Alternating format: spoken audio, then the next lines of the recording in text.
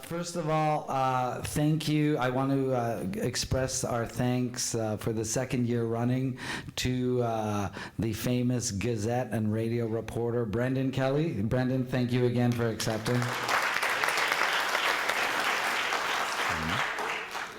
And I'd like to, I have the pleasure, immense pleasure, of introducing our distinguished panelists today, all the way from Hollywood, but happens to be in Montreal for a small film called X-Men. X-Men, and he's going to talk to us about it. I believe he's already been here a couple of months, 3/4 through filming. So let me just introduce Todd a bit, and then Brendan is going to interview him. So Todd, as you know, is executive producer on X-Men Days of Future Past. He was also executive producer and second unit director on Ron Howard's upcoming Rush, Frost Nixon, Angels and Demons, and The Da Vinci Code, and Cinderella Man, and the Academy Award winning A Beautiful Mind. So he has a bit of experience. Todd started his career as assistant art director and Ron Howard's photo double on Roger Corman's Grand Theft Auto, which was Howard's 1978 directorial debut. He subsequently served as art director on Back to the Future, Down and Out in Beverly Hills, and Fletch, and the pilot for Michael Mann's groundbreaking TV series, Miami Vice. Todd moved up to production designer on Adventures of Babysitting, Burglar, Vital Signs, The Dream Team, Class Action, and Ron Howard's Parenthood. He directed the second unit sequences in Striking Distance, Adventures in Babysitting, and Money Train. Continuing his collaboration with Ron Howard, Todd served as associate producer and second unit director on Backdraft and Far and Away. Love that movie, Todd. And he multitasked as executive producer, production designer, and second unit director on The Paper. Finally, for Ron Howard's award-winning Apollo 13 with Tom Hanks, he repeated his duties as executive producer, second unit director, and received Producer of the Year honors from the Producers Guild of America, which you all know about now. He also worked as projects Ransom, EdTV, The Missing, and the box office hit Dr. Seuss's How the Grinch Stole Christmas. So without further ado, please welcome Todd Hallowell.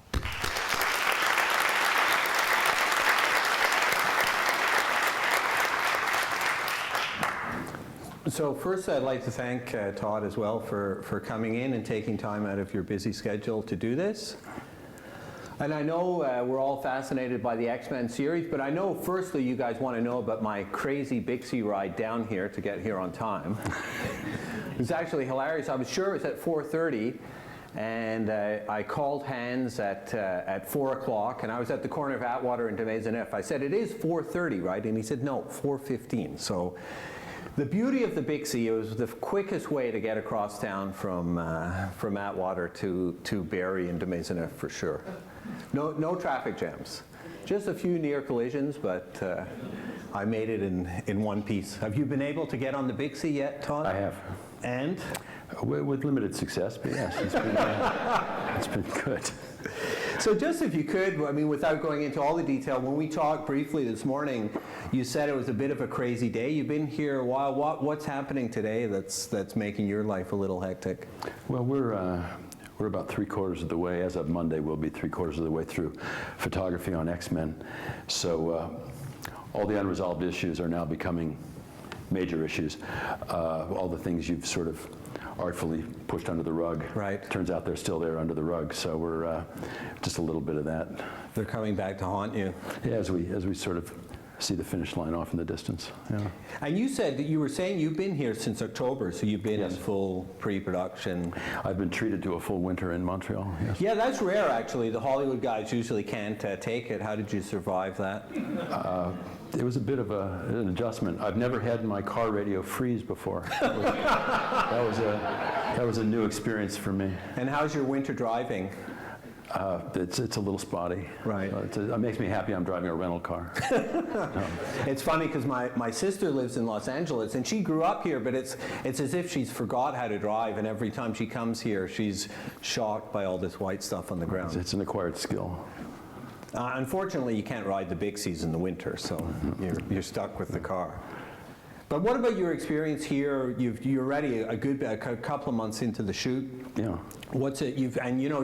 Hans went through all of the stuff that you've done, and a lot of stuff with Imagine and Ron Howard. You've shot in a bunch of different places. Mm-hmm. What's your general thoughts on shooting in Montreal?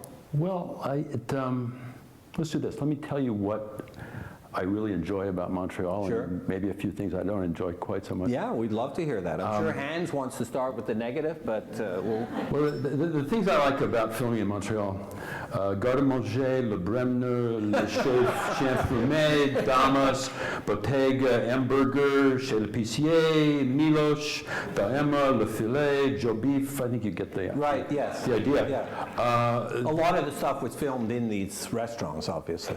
Yeah.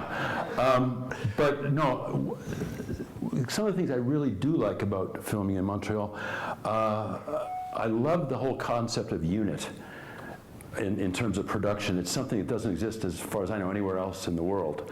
What does that mean?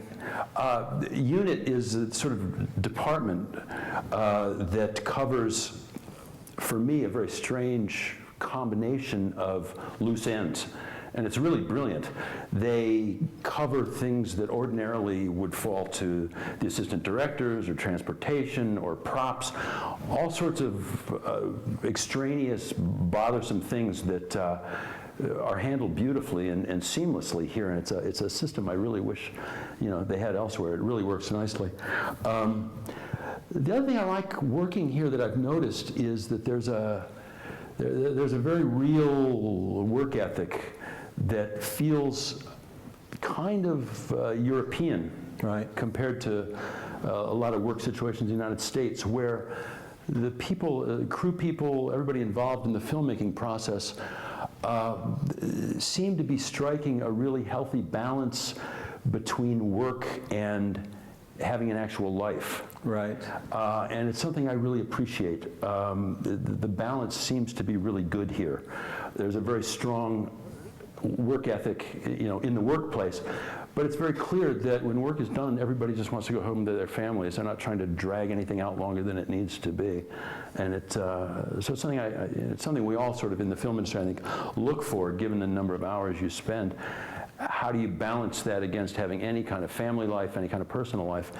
And I just feel as though that balance has been found really well here. So it's we like. I mean, it is kind of the Montreal thing, to enjoy. I mean, we like having a life, which we like to laugh at. Certain other cities in Canada that maybe are all about work, without mentioning any. I don't know which ones you're talking about. No, I mean, without mentioning any names, but I mean, for the sake of the discussion, we'll call it T-Dot. Well,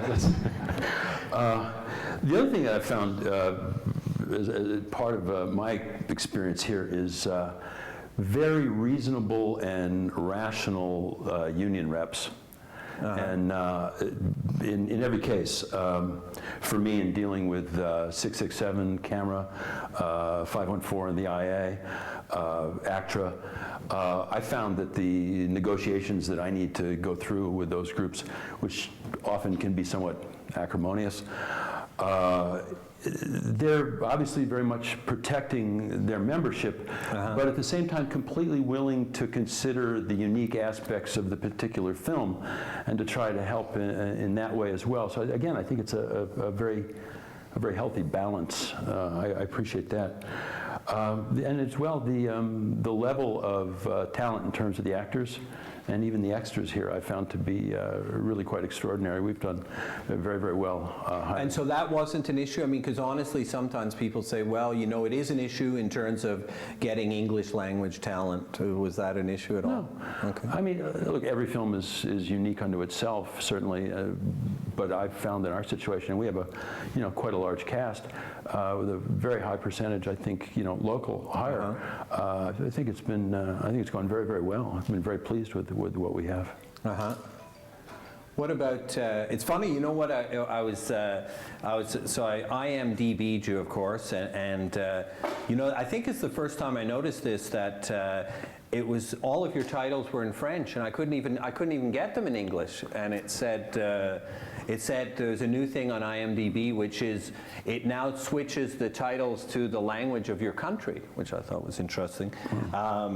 So, you know, so there's movies like Le Dilemme, which I'm not even sure what Le Dilemme is, Les Disparus. Anyway, so it's interesting. And so it just led me to think how, because I mean, again, another huge issue is there is the French fact here. And, you know, sometimes, you know, there is, people say, oh, is there a fear? Not a fear, but I mean, do people from Hollywood think is an issue? And, you know, your crew is obviously, I'm sure, largely Francophone. How has that worked out? Is that, does anything come up from that that's an issue at all? Mon français, ce n'est pas une bonne chose. No? No. In fact, But here's the thing. I had a little bit of thought about that. But the truth is, what I've found in Montreal is that even one who speaks French as badly as I do, if you even make the effort, people appreciate it or sort of get a kick out of it, but nobody, as opposed to being in France, looks down their nose at you or pretends they don't somehow understand what you're saying. I find it's quite the opposite. So I've actually really kind of enjoyed it. It's been great.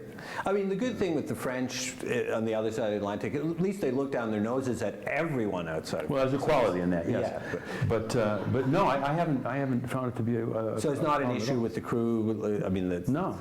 I you know, I'll try to speak French when possible in my own pathetic way, and it's sort of acceptable. But I also, maybe I'm wrong, but I notice when I'm in the elevator, if I'm got two other people in the elevator, there'd be smatterings of English, smatterings of French, and it actually helps me. I can actually follow a little bit, you know, and it.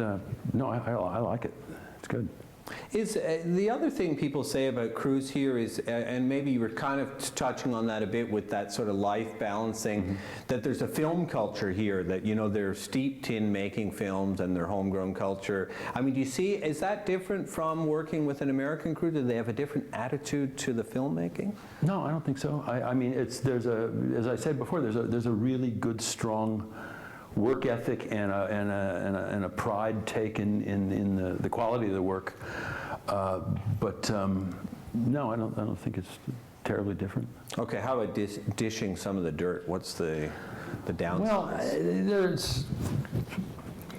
there are a couple things I don't like a lot. One of them is you guys can't make a right turn on a red light. Oh no! Right.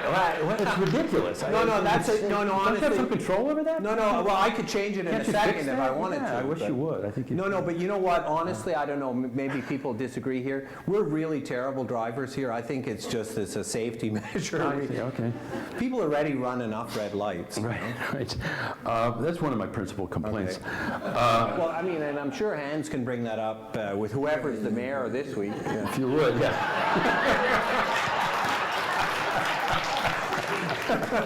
Yeah, I noticed that. Yeah. How many mayors have you been through since you've been here, I think Tom? we're on our third since I've been here, and I've only been here since October. I don't know. Yeah, it's like that every year. I mean, it's a Montreal thing, you know. Yeah, I don't suppose there's much you can do about the weather either. No. But all right. No, you know, the cost of living is higher. I mean, seriously, there's a tendency, I'll say it, there's a tendency, I feel sometimes, toward overstaffing in certain areas. Areas where I think perhaps there are a few more people that seem to be around than I'm used to having. But all in all, these are minor complaints. What about you? I mean, because I know there's been, I mean, a lot of, is most of it in studio? I mean, a lot of it's in studio. I'd say we're about 65%, let's call it, 60% at the studio. But you've had some pretty notable, I mean, the one that I think was, well, at least I heard the most about was the one at City Hall. Yeah. What was that? I mean, that was... we were recreating the Paris Peace Accord in 1973 with the signing with the Viet Cong. Yeah. And so we were trying to be as accurate as we could be, and the side entrance to City Hall. a really good-looking bit of architecture and completely enclosed off the street, so we could really control it. And they were wonderful about giving us access to that, and it worked out beautifully. And that was presumably like a government building in Paris? No, it actually was playing as one of the big hotels in Paris, where they actually had the signing of the Peace Accord.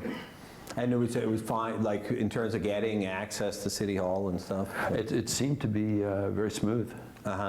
And it worked out beautifully for us. And just in terms of the stuff that you were shooting, like outside of Mel's in the city, I mean, how did that work out in terms, because this is, I mean, I guess, maybe actually just backtrack a bit if you can talk a bit about the film, because it's unique in that it brings together the two strands. So it's in two different periods, I'm assuming, right? Yes.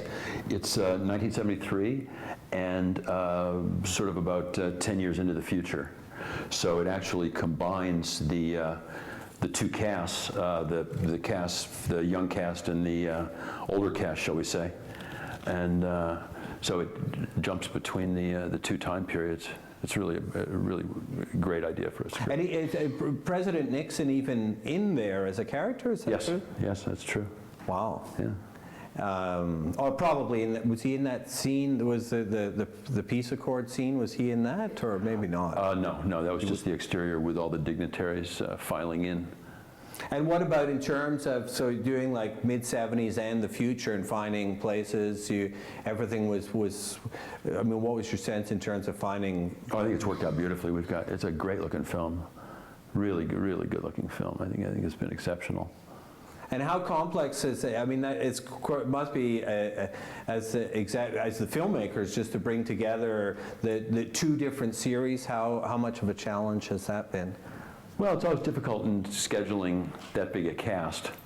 I mean, let me see, we got Hugh Jackman, Jennifer Lawrence, Michael Fassbender, James McAvoy, Patrick Stewart, Ian McKellen, Halle Berry, Omar Sy, Ellen Page, Anna Paquin. Like there were no A-list actors available? We couldn't find anybody, That's an amazing cast, It's pretty great. I mean, honestly, I mean, really, like in terms of that many amazing people in one film, no? All of whom, by the way, seem to have thoroughly enjoyed the experience of that must have been a challenge, even that, no? Because you're bringing the two series to make sure you can get sort of 10 A-list people in more or less in the same place at the same time, no? Yeah, it's a bit of a scheduling nightmare. But it's the worst of it's behind us now. We're in pretty good shape. And the other thing that's interesting, because there's always, I mean, there is a bit of secrecy around all of these movies, and I'm wondering if what are your thoughts on how this is played out in a more public way on social media? With notably Bryan Singer really out there on Twitter, and it's kind of been really cool, right? Just shooting these, sending out these pics for, like as they happen. Yeah. What are your thoughts on using Twitter to do something like that? Well, I think for us it's been really valuable because he has a tremendous number of followers, and there is a fairly rabid fan base for these movies. So they're very much interested in whatever little hints he wants to give. And what do you think about coming on board the X-Men franchise? I mean, it's because there's so much wrapped up in that, right? I mean, as you say, the fan base is, and people really are kind of proprietary about this. I mean, how do you feel coming on board? Well, it's interesting for me because I've never done a sequel before, and a sequel to anywhere near this successful a franchise. I guess that's not true. We did Da Vinci Code and Angels and Demons. That's as close as I get to a sequel. Most of my experience, my professional career has been tied to Ron Howard, the director, and this is an interesting experience for me to sort of step into this world. And how is this different? There are a lot of Ron Howard Imagine films. How does this one feel different from that? Well, it's got its own, X-Men as a franchise, it's got its own built-in history to it. It's got its own sort of mythology, if you will. And so it requires sort of a lot of initial research to sort of get your head wrapped around that world and what the rules of that world are, both historically and even in terms of, basic rules of gravity, that sort of thing. You have to sort of understand how it works, what the dimensions are to it. Well, and that's right, because I mean, it exists even obviously pre the movie series, Yeah. right? So, and the problem with that is the fans, you know, I mean, are you faithful? Are you? You mean in my marriage, or? Yeah, I mean, what's going on there? What about the rumors? Yeah, no, we're in good shape there. Yeah, I think Bryan Singer is incredibly fastidious when it comes to that sort of thing, and keenly aware of any sort of steering off the path. What have you filmed elsewhere in Canada? I'm sure you have. I have. I've done in 3 pictures in that place I'm not allowed to talk about. Okay, yeah, no names. Yeah, and I've shot a bit in Vancouver as well. What's This is my first experience. what's the difference, would you say, between the 3 major centers when you compare Montreal? I find the locations are more interesting here. I find there's more variation in the architecture, and it serves the story better, especially in this case where we're trying to create quite a few different looks, quite a few different areas of the world. There is such a diversity of that it works very, very well. What's your sense of, I mean, we're well into a couple of decades of Hollywood shooting here, but it goes up and down, and there was a lot of sort of angst about it in California at one point. That seems to have disappeared, and at the same time, the exchange rate changed so greatly. I remember when the first boom here, you were at really a 65-cent dollar, and it was clear people were coming over because of that. Now it's more or less been at parity for a couple of years, but yet there's still a lot of American production. I mean, do you see that continuing, and why is it that it would, if there's no currency breaks to be had, really? Well, there's still it's a bit of a currency break, at least at the moment. But I think also very, very aggressive rebates and tax breaks, in Quebec as well as the federal. And those are very significant when you start dealing with in a picture of this size. That has a lot to do with those kind of decisions, and also knowing that the film center itself can accommodate a picture of whatever particular scale you're trying to get off the ground. So we were very, very fortunate, I think, in terms of our timing, coming in right behind the Sony picture, I think, White House Down. Right. And so it worked out very, very well for us, even though we are a fairly large film. We were able to, the city and the talent base, the crew base, was available to really get a Class A. Would it be more expensive to shoot this in LA? Oh, no question. Yeah. Definitely. Absolutely. Yeah. Yeah. Because they don't have the kind of tax incentives available. They can't come close to competing in that regard. Maybe just the last thing, and it's more of a big picture question, but there has really been a lot of talk in the last months in the media and elsewhere just about a kind of crisis in Hollywood, and just a kind of both creative and business crisis that, with things being so much more competitive and with online. I mean, is your sense that the studio business is still a healthy business? Yeah, I mean, I think, as with any industry, to remain competitive, you've got to constantly reinvent and adjust to a changing marketplace, certainly. But and this may sound completely naive, but I still believe that the shared group experience in a giant dark room is going to be preferable to a tiny screen you can hold in your hand. I just think there's something inherently human about that shared experience, and I think the film business will. It's the same way that when television was introduced in the 50s, everybody loudly announced that was the death of cinema, but somehow we're still here. So, well, that's happened a few times. Quite a few times. Video. The VCR was the death of feature filmmaking, but somehow we managed to prevail. And in fact, I mean, that's right. In the latest, I mean, obviously Netflix and all that, and people are watching a lot of movies there, but it's also another market that, and in all of those things, actually, actually develops more interest in cinema, right? I mean, people are watching more movies than ever thanks to Netflix and actually illicit downloading. They're consuming movies, which makes them want to, go out and see other movies. Yeah, regardless of what the ultimate outlet is, the product itself still needs to be created. And, I think there's a big shifting marketplace, obviously, internationally. That's becoming a bigger and bigger consideration in terms of the kind of movies that are made and also the way the movies are cast. All that needs to be taken into consideration. I mean, it's fair to say that every blockbuster at this point, they're not just thinking about the U.S. market. Oh, right? God, no. Absolutely not. That would be very short-sighted. So what's up next for you after this? I'm going to go home and get my son started in grade school. Uh-huh. That's my big plan. That sounds like an important project.